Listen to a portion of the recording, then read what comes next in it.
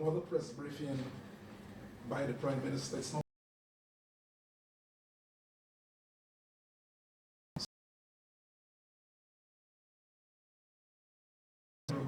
scary.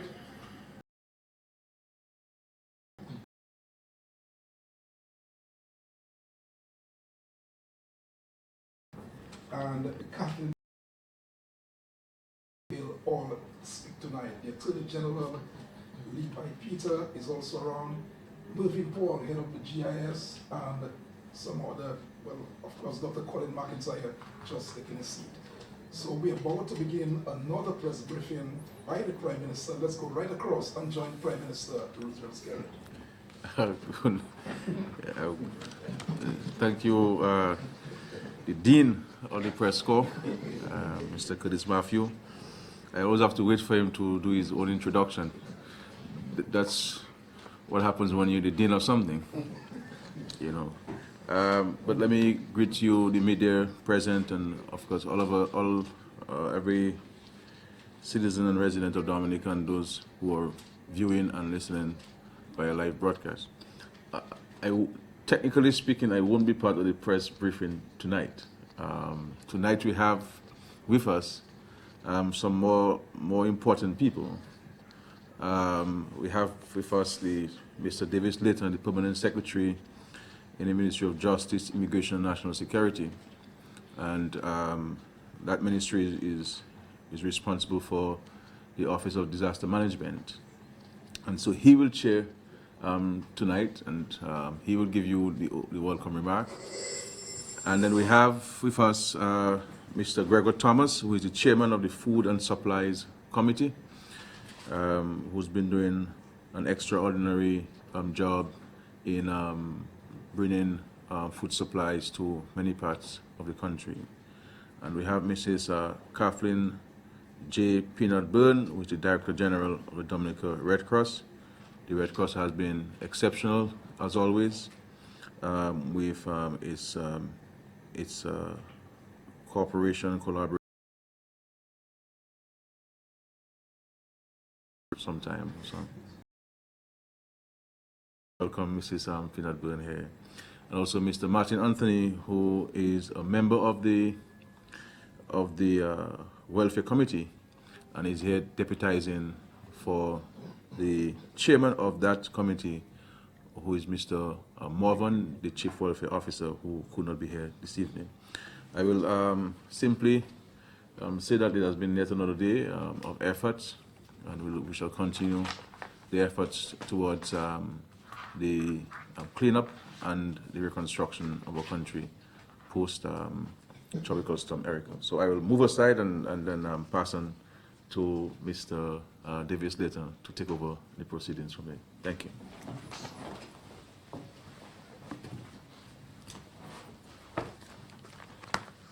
Thank you very much, PM. Honorable Dr. McIntyre, Attorney General, members of the press, my colleagues working in the EOC and in disaster management. Let me just say good evening and let me welcome you to this sixth night post-Tropical Storm Erika. We are into the sixth night, 6 days after the effects of Tropical Storm Erika. And I must say, although the task has been a tremendous task towards the response and recovery, but the effort has also been a very tremendous one in terms of what we've been able to accomplish. It has not been an easy task, but we've had the support from all Dominicans. Dominicans all over continue to report to the EOC, to volunteer their services. The Honorable Prime Minister has informed you of the kind of support that we continue to receive from the international community. So it has been a difficult task, but nonetheless with support and the contributions that we have been receiving thus far, we've been able to provide support and relief to the hundreds, thousands of Dominicans who have been affected by Tropical Storm Erika. This evening, as the Honorable Prime Minister indicated, we're going to focus the number of areas of response, recovery, rehabilitation that we are engaged in. But this evening, our attention is going to be directed on more the relief aspect in terms of social welfare, as well as looking at the mechanisms that we have in place for food distribution. As was indicated, we have Mr. Gregor Thomas, the General Manager of Dexia, who is the chairperson of our Food and General Supplies Committee on the National Planning Organization, NEPO, EOC, and Mrs. Spinat Byrne, herself a member of NEPO, and Martin Anthony, who at one time held the position of chair of the Welfare Committee of the National Emergency Planning Organization, but he is sitting in for the Chief Welfare Officer this evening as chair. And these individuals, my colleague here, will give you updates on what's happening in the particular areas.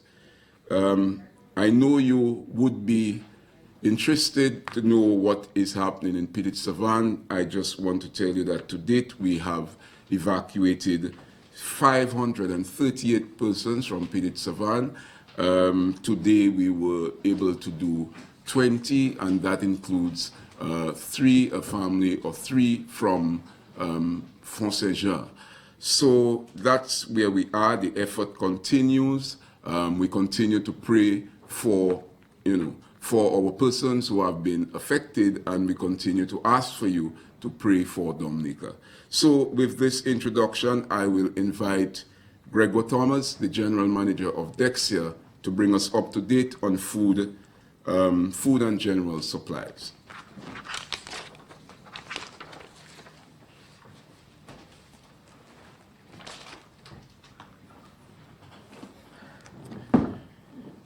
Thank you, Mr. Litter, Honorable Prime Minister, Dr. Colin McIntyre, Attorney General, other members of the EOC. Good evening, Dominicans. And my task tonight is to update you on our relief distribution efforts. As you have been told, I am the chairperson of the Food and General Supplies Subcommittee, which is a subcommittee of NEPO.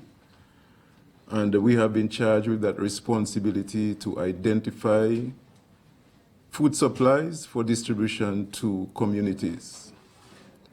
To date, we have prepared packages and we have distributed packages to most of the affected areas. In fact, I was very pleased today when I heard that at least our relief supplies reached Delices. In the very early stages, we were a bit challenged with regards to access to some of the communities because we depended on helicopter lift to get us to some of the communities.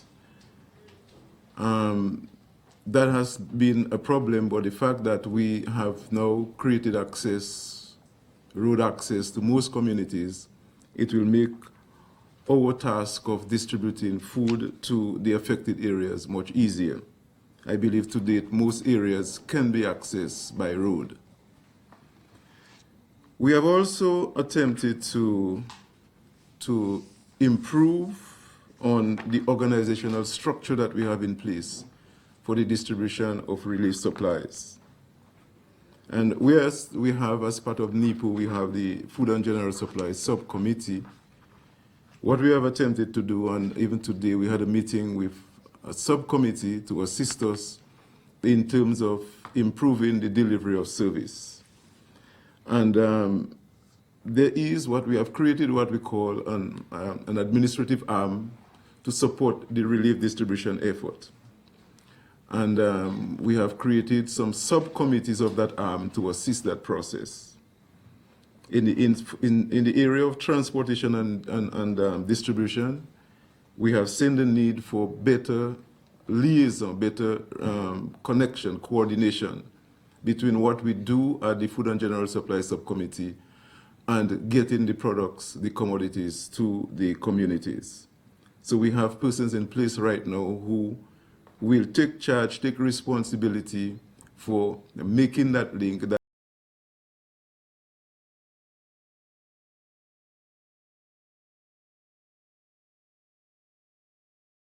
So that is one of the subcommittees that we have created. We call it in terms of the port.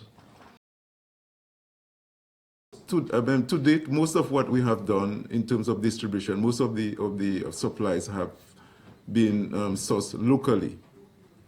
So a lot of the supplies we have received from the merchants locally, and some of that we have purchased. In fact, some have been donations and some we have purchased. But in the next few days, in the next few weeks, we are going to be receiving quite a bit of supplies from overseas. So here we have to put systems in place for receiving the goods that would be coming from overseas. So we have already established set up personnel to receive goods that are coming by sea and to receive goods that are coming by air. So that subcommittee has met. In fact, we had one delivery already today coming from, I think it is from Barbados. Some small quantities that we received from Barbados. We expect to receive some supplies sometime on Thursday from Martinique. So already the subcommittee has already started its work in terms of helping us to improve on the efficiencies with which we operate. And there is also a liaison committee that we need to be able to assess better the needs of the communities. Presently, and again, given the challenges that we had in terms of getting the information from the communities, a lot of what we have been doing in terms of distribution has been based on our best judgment. What we have done as part of the Food and General Supply Subcommittee, we have worked out some what we consider to be basic rations for a family of four for at least a period of 1 week. And even if we do not have the exact information coming from the communities, if we have the numbers, we can use the ration so that we can provide food for the communities. But moving forward, what the liaison committee is going to do, we'll get a better sense as to what is happening on the ground, and that information will be fed to the Food and General Supply Subcommittee, and then we will be able to, with more confidence, determine what the sizes of those packages will be and distribute to the communities. There is a very close link between what we do and what the Welfare Subcommittee does. So Mr. Martin Anthony will speak about it. To date, again, most of what we have been distributing, a lot of it, I mean, there's a very high demand for water. And we probably would have distributed more than probably close to 800 cartons of water to all the communities. The capacity is an issue locally because we have basically two of the main companies bottling water, and I mean we have practically used up most of all of what they have.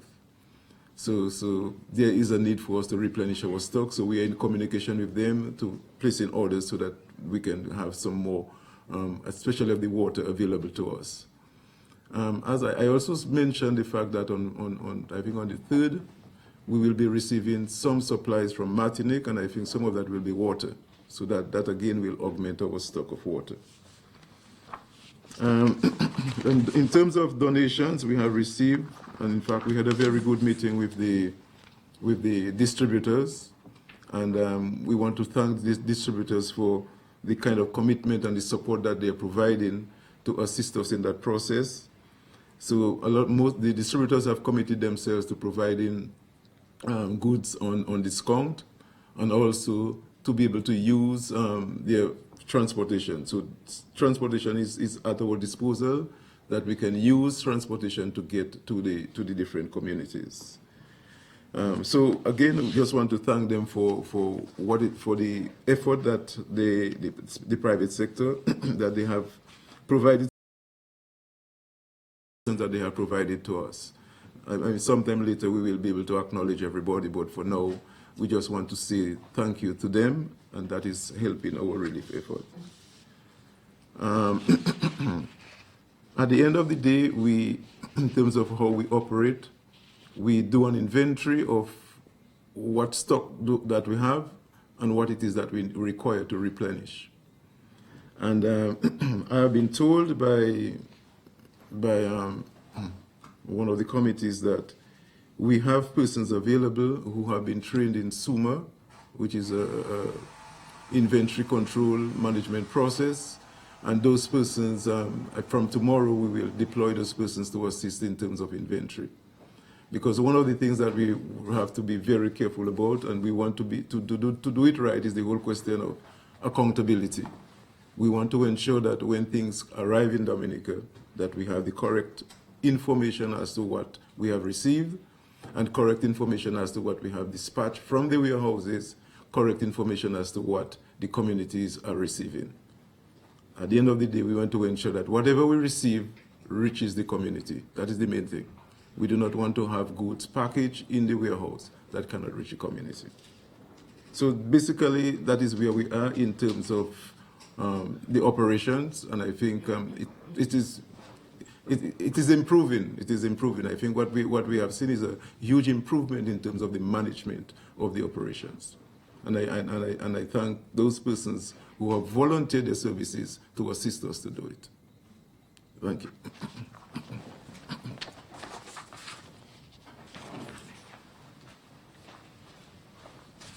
Thank you, Greg, for this update on food and general supplies. And as you indicated, while we've had a bit of challenges, but we are smoothing out the operations, and I think we should be able to get food and general supplies to most of the affected communities in quick time now. Mrs. Catherine Pinat-Byrne is the Director General of Red Cross, a very strong collaborator partner in the area of disaster management in Dominica. And she's been working very closely with us at the EOC. Her organization is responsible for the management efforts at our shelter at the Dominica Grammar School. So I'm going to invite her now to speak to us a bit on the role of the Red Cross in all what's happening now.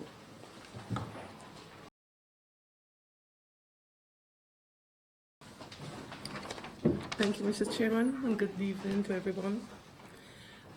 Following the passage of Tropical Storm Erika, we went out very early the following day to do a visual inspection to ascertain the extent of damage, so that we would have some indication as to whether we needed to look to bringing in external assistance to cope with this event. Having deemed that was necessary, we requested PADRU, which is the Pan American Disaster Response Unit, an arm of the Federation, as well as a good partner of the Red Cross here, the French Red Cross of Pirac, to come in and provide assistance.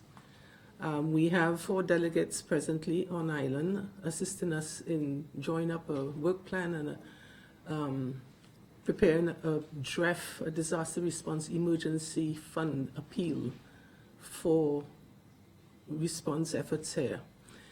In as much as it seems that flooding is becoming one of our recurrent hazards, we have spoken with the French Red Cross, who are strong in doing water and sanitation projects, to assist us in that area as well.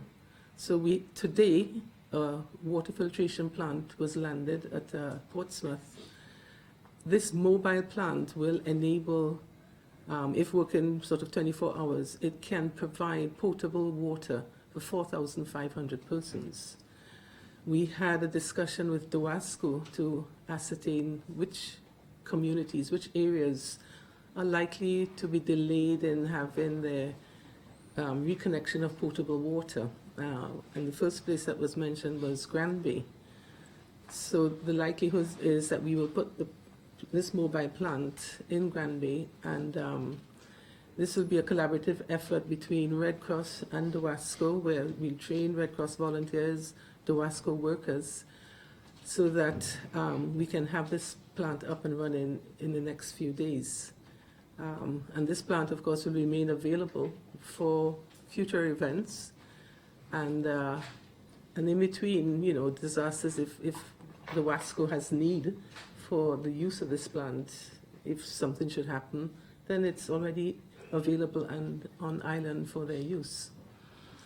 Our first action was really to go out and do damage and needs assessments in as many communities as we could reach.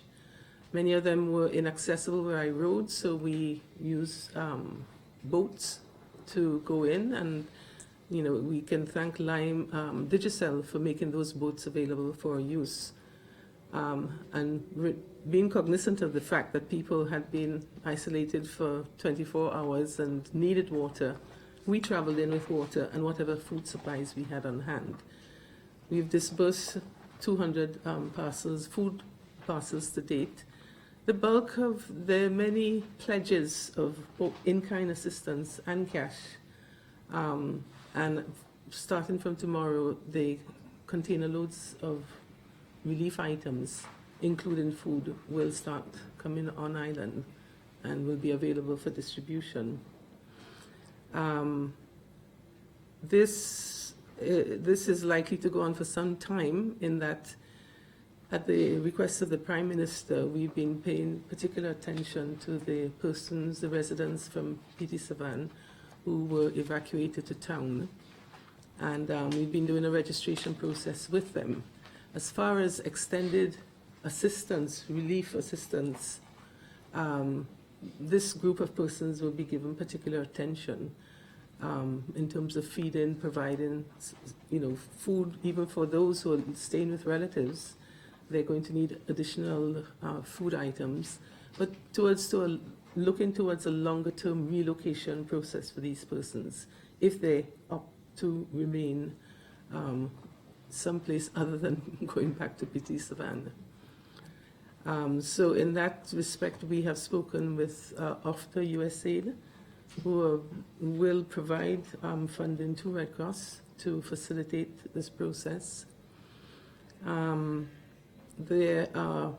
We've had pledges of money from overseas, exact amounts not yet known. And we've also had the Regional Directorate of FCIB express an interest in providing funding as well. So we're waiting until we were sure of what numbers have come in, and we can draw up a budget as to what will be necessary to assist this special group of persons. The other communities which have been impacted and who have families that have been will be in need of assistance will also be assisted. So working together, once we have a beneficiary list, which will be shared with NEPO, so that the Food and General Supplies and Red Cross can decide who's given to what, so that we don't have a duplication of services. So this is where we're at present. We have given out quite 1,000 jerry cans of 5-liter water bladders to date, 840 liters of water, 50 hygiene kits, mainly to the residents from Petit Savan, clothing, and food parcels. We're very grateful to the number of volunteers that have turned out to assist us, not just Red Cross volunteers, service club, walk-ins. So it's been very gratifying to see how everyone has come together towards one goal: to assist those who've been affected. And in this regard, I would sort of ask employers of these volunteers, because we know work has resumed, some of them will have to go back to work, but to give them some time to assist us, because the big job of distribution is still ahead of us. But we certainly thank them, all the other local donors that have up. Thank you.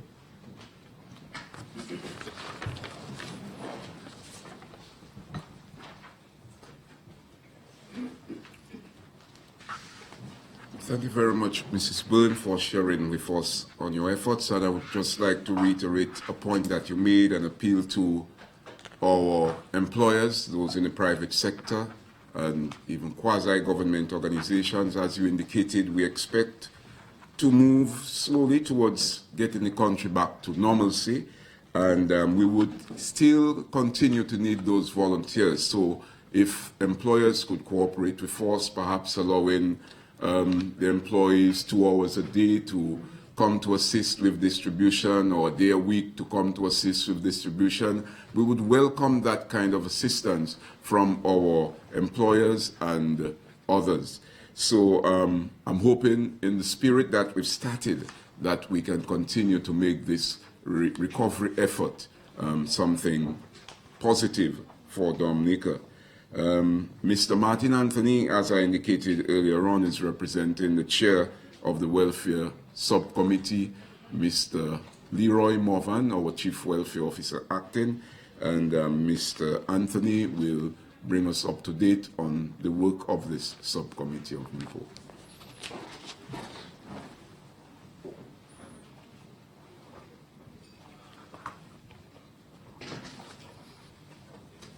Thank you, Mr. Little, Honorable Prime Minister, other cabinet ministers who are here, members of the media and other persons of the EOC. The Welfare Subcommittee has been fully engaged in attempting to fulfill its mandate, and we have been collaborating very closely with the Food and General Supplies Committee. We realize that both committees have similar roles, and so one of the things we did earlier today was to meet to ensure that we do not duplicate our effort. And we were able to clarify certain pertinent issues, and we think that we are, from tomorrow, going to work a bit more closely and ensure that things work in the correct way. The role of the Welfare Subcommittee, Welfare and Supply Subcommittee, is to identify the needs. So all needs would be channeled through the Welfare Subcommittee for food and general supplies, and then we will channel those needs to the Food and General Supplies Committee. We were trying to, in our discussion with Mr. Thomas today, indicate that there could be confusion if everything does go, what should be done by the Welfare Subcommittee, that everything goes directly to the Food and General Subcommittee. For smoother running, we feel that it should be channeled in the proper way to ensure that things work properly. That doesn't say that Mr.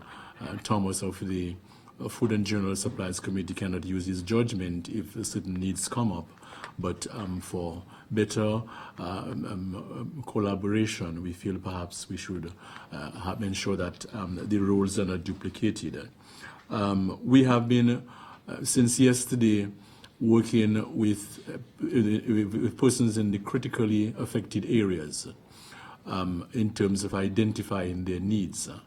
And we made contact with a number of individuals, chairpersons of the shelter committees, and they have indicated to us their needs. And we also have been working with the institutions, about 10 institutions, including the Princess Margaret Hospital, institutions caring for the elderly, and Chances Yes We Care program. Chances, as we know, house children who are in need of care and protection, and we were able to identify what exactly those institutions need, and we have channeled those requirements to the Food and General Supplies Committee. What we identified too is the number of persons who are at the homes of individuals, and we realized that while we're working with the critically affected areas, we also need to focus on assisting those families, because a number of families have been identified who have taken persons into their homes. Even late this afternoon, the report came into us that one person in Fokole has about 17 persons, as to how those persons live in one house, but we were told that they want it that way. Because we questioned why so many persons in one home, and they felt perhaps from different families, but similarly they want to be together. And first thing tomorrow, we are going to try to see how we assist those families that were identified late this afternoon. In our discussion with the Food and General Supplies Committee, we realized that that we need to adopt a different approach. Since the Food and General Supplies Committee distribute in bulk, we would need to see how we put some mechanism in place to have smaller packages done. And so that is where we are appealing for volunteers in that regard. And one suggestion is, why not some of the business places could offer some of their staff to come in to help in that area. I think that would be a very good gesture if some of the business places could release some of their workers, and we can contact could be made with the welfare subcommittee through the EOC to obtain the names of persons or institutions or some of those business places willing to assist. We know that there is also a cadre of volunteers, and we would also see how we get this, because what we're talking about is going to a particular building and having supplies there to be packaged. Not merely thinking of it as a ration, because in times like that we also say, well, we're giving out ration, but regard this as supplies that are going to persons in need. So we are appealing for help in that area, and we hope that persons would respond in that regard. We had a visit this afternoon, and some good news in that regard, where a representative of Najiko companies in the Caribbean flew in from St. Martin and had discussions with the welfare subcommittee. And Najiko Caribbean is liaising with the Caribbean offices, and they have pledged 75,000 EC dollars food vouchers. So what they have done, they have identified 3 of the supermarkets here in Dominica, and they have actually printed those food vouchers of $100 each, and asked us whether we could identify persons who would be in need of those food vouchers. It's they said that they're prepared to give further donations, but the $75,000 would be at least for 6 months in the first instance, and at $100 each, but not restricted to $100 per family, but families and individuals we identify who would be in need. And we have already started a process of identifying persons in the critically affected areas. So while there may be persons in shelters and persons in the homes of individuals, there are other persons in the communities who have been affected tremendously, and assessments have been done through a team of assessors on the ground to identify those persons. And so as we identify those persons we need, very likely some of them would qualify for this $100 food vouchers. They would go to the supermarkets and be able to obtain various items. But the representatives clearly said not items like alcohol when she presented the food vouchers, and indicated that perhaps particularly those from Petit Savannah. But they have left it up to the committee to identify those individuals. We are talking here about immediate needs, but as we look to the future, we also keep at the back of our minds short-term and long-term needs. And so that is where assessments would have to continually be done to identify the long-term needs of individuals, and that is also a part of the work of the Welfare and Supply Subcommittee. Another area, while we focus heavily on providing the material or the needs of individuals, we realize too that the psychosocial support which needs to be given to individuals is also very important. And in that regard, the Welfare Subcommittee is liaising with a pool of therapists, counselors who have been identified to provide psych to individuals. And the team of counselors are working in those critically affected areas, doing one-on-one and group counseling with individuals. And we thought too that we should use the media houses.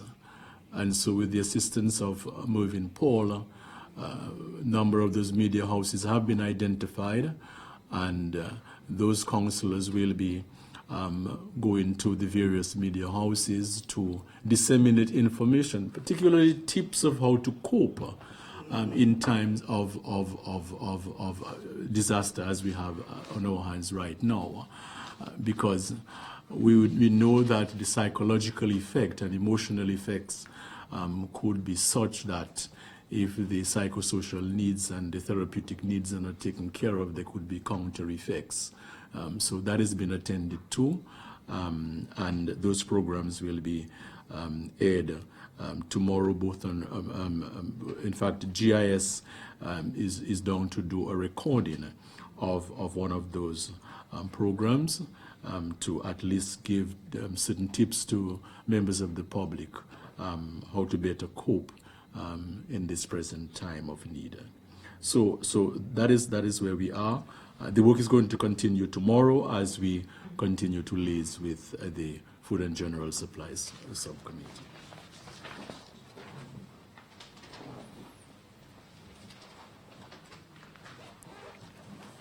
Thank you, Mr. Anthony, for, again, another report on Food and Welfare Subcommittee. And as Mr. Anthony indicated, a lot of emphasis will continue to be placed on reaching those who are really in need, the more vulnerable in our population who have been affected, because we know in times like that, you know, the more able-bodied can sometimes push your way to receive some of the assistance that is available. And we want to ensure that the assistance really gets to the people who need it most. So thanks for the effort that's been made in that regard. We open it now for some questions from the press. We've listened to our presentations from Mr. Anthony, Mr. Thomas, and Mrs. Byrne. I'm sure you may have questions that you would wish to direct to us this evening. Thank you very much, Mr. Legislator. I would like to ask a question. Maybe Mr. Gregor Thomas or Mrs. Kathleen Peanut-Byrne can answer that question. It has to do with you know, taking care of the people who are housed at the Dominica Grammar School and the different areas. Are we getting the impression that the country will have enough food and some water and things like that to take care of the people over the next few weeks? So, because I'm hearing from Mrs. Kathleen Peanut-Byrne that a lot of goods will be coming in tomorrow and the day after and so on. So do we have enough goods and food to take care of these people who are housed at the grammar school and the other areas over the next week or 2 weeks? I'll probably ask Greg, since he's responsible for food and general supplies and can give us a good idea of inventory, to respond, and if Mrs. Spinard wishes to.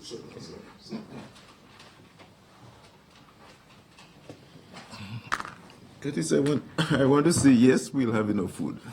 Those persons are in shelter and we have to provide for them. So yes, your question, simply, yes, we'll have enough food to supply them. Over the next 2 or 3 weeks? And so Yes, yes.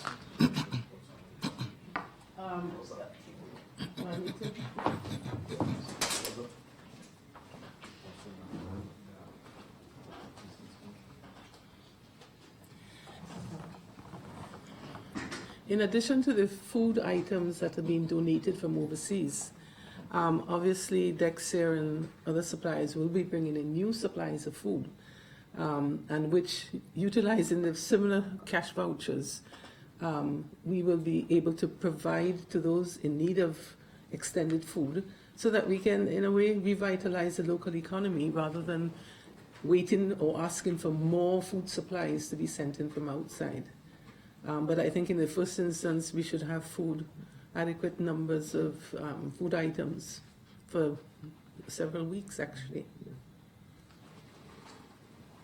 I think, Mrs. Chair, I think it's important to note that Dominica continues business, and therefore the ports and the commercial sector still operate. And therefore, we have food on island. And what we are recommended is for cash donations rather than outpouring of food into the country. So there's a combination of, yes, accepting food, but we prefer to have cash donations. Yeah. Could I ask the Prime Minister a question, please? It has to do with people who are sending or accessing the ports to send goods to Dominica at this time. Some of these goods, they fetch duties. Has any decision been taken as to what happens to these duties on the goods coming in at the ports of entry? I was hoping no questions would have been asked of me, since I was on the panel. But as far as a decision was taken by the Minister of Finance to waive all charges for all relief aid coming to the country, whether it is consigned to the state or consigned to individual persons or organizations or institutions. As far as I know, the customs authorities have been effecting that decision. That decision was ratified by the cabinet. The customs will have an official copy of this tomorrow morning for its record. But as far as reports have been coming to me, I'm not aware of any delays in processing of items through the port. I mean, equipment coming to the country, they have just been driven off the barges and go to work.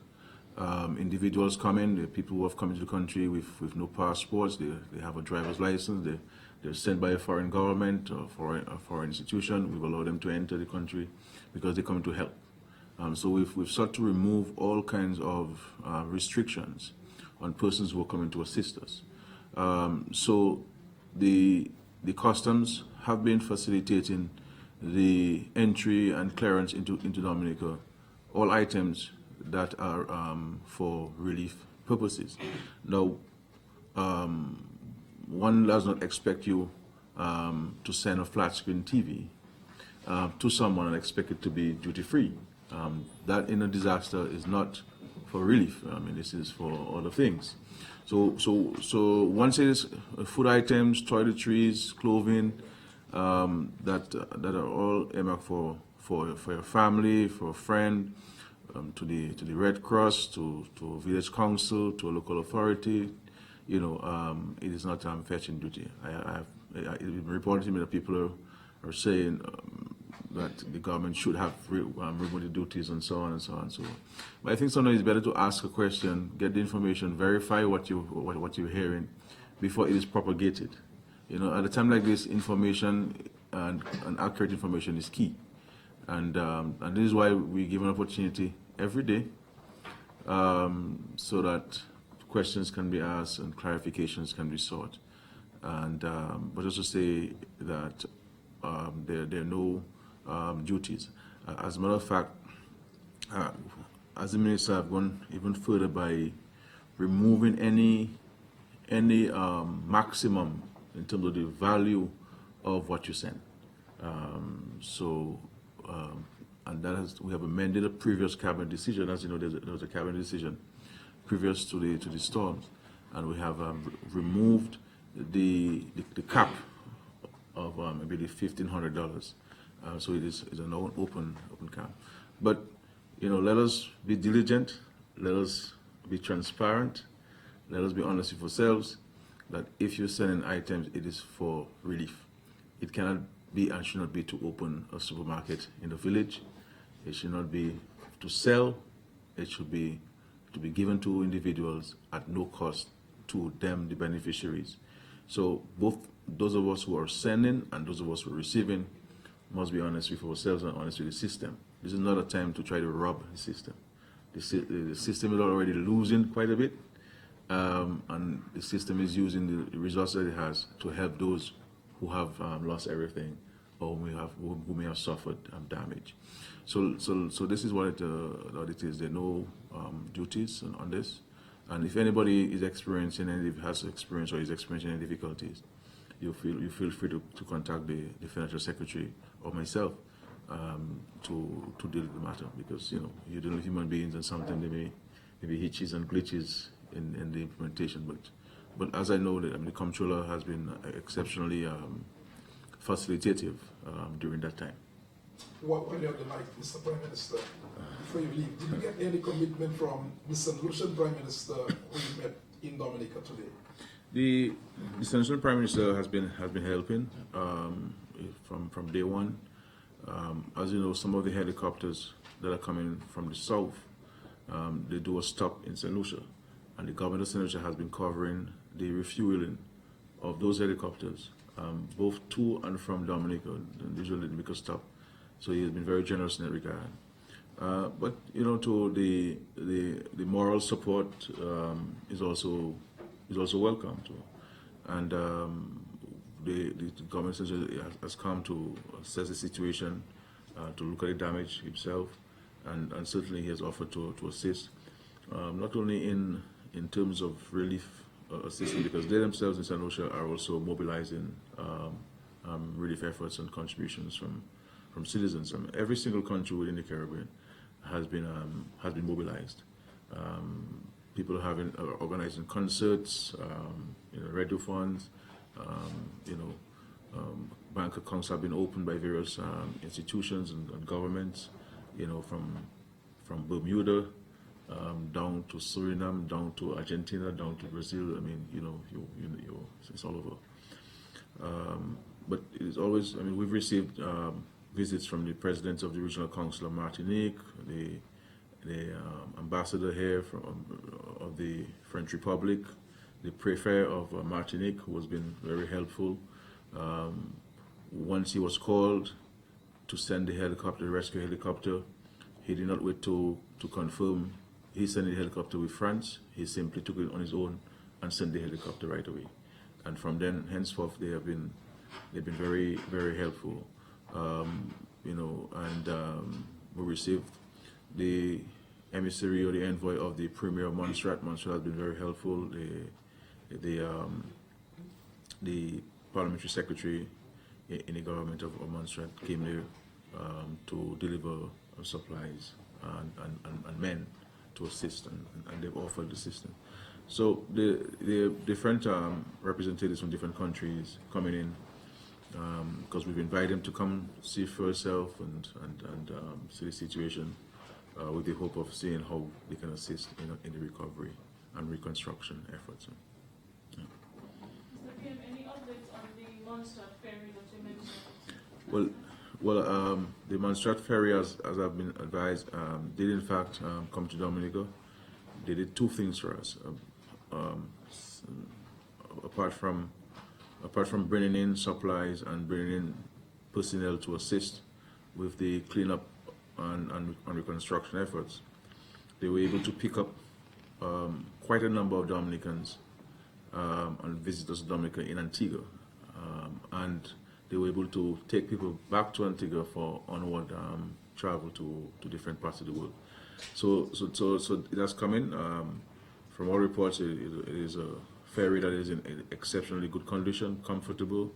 The ride was smooth, as far as I've been told by some persons who were on it, and it was well received. And the whole idea is we're engaging the owner in discussions with the possibility, as I said, of having a ferry service from Antigua to Dominica and back, to address the issue of access to Dominica, and and if we're able to do that, I'm sure we are able to do based on the discussions with the gentleman, that it would certainly assist in the access to and from Dominica, which is critical at the time, recognizing that the Melville Airport is still out of commission. Though one of the Venezuelan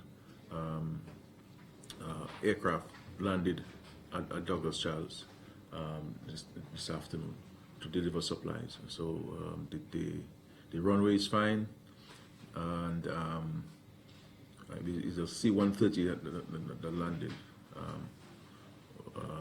at Douglas Charles today. I've heard calls tonight. Well, tonight we're focusing on relief efforts and Yeah, but that's what I was going to ask. okay, so you ask it to the panel. Yeah, I've heard calls tonight for employees to assist in packaging and foodstuffs and things like that. Is that a thing that you, as the Prime Minister, will support? I mean, you know, certainly it is something that we support. The point is, every one of us, any one of us who sit home, not having offered our services, our time, should feel guilty.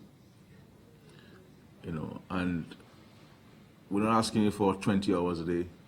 We're asking you for 1 hour a day, half an hour a day, 20 minutes a day. Whatever you can contribute, you ought to contribute to the effort.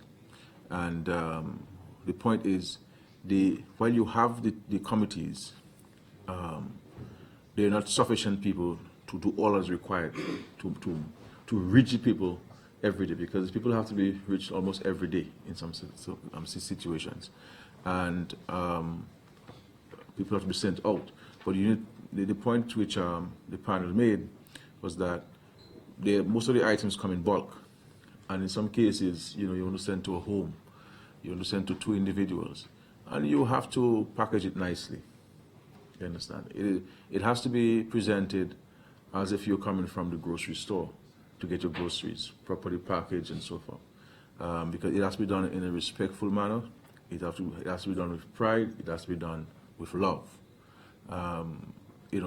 So we welcome the hands because we're going to need, based on what the gentleman is saying, that we're going to need people to repackage those items into smaller bags, so that we can send to the people who deliver to them. So that's why you're going to need a lot of people. You're going to need a lot of people because the number of people you have to reach. I mean, at these shelters you have 438. That's just in the shelters. Now you have to send to communities, and then you have, because of the situation with Petit Savan, where people have gone to individual homes, you also have to try to reach those people who are living at people's homes and so forth, at family and friends' homes. So I don't think we have turned down any help that's been offered. So there's still many more things to be done with more hands and so on. Thank you.